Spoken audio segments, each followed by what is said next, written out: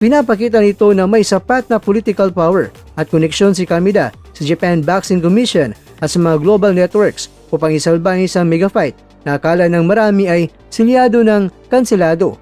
Kung ikukumpara kay Kamida, si Casimero ay halos mga kapwa Pinoy lang din ang nagiging sparring partners, bagamat magagaling at may puso rin naman.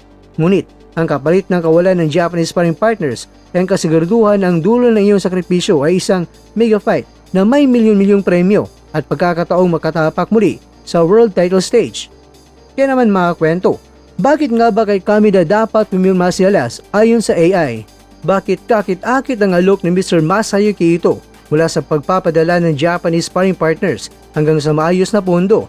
Ang karera ni Casimero ay nasa yugto na kung saan oras at legasiyan ang nakataya. Hindi na siya bumabata para dumaan pa sa mga tuna fights laban sa mga retiradong boksingero. Kay Koki Kamida, subok na ang mga makapangyarihang kapit. Kaya niyang maghatid ng mga elite fighters.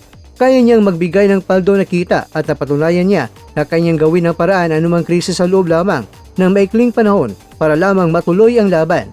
Para sa pangarap na muling maghari sa buong mundo, ang panulat ni John Dariel Casimero ay dapat lamang pumirma sa kontrata raw ng Kamida Promotions. Iyan ang tunay na daan ng isang kampyon.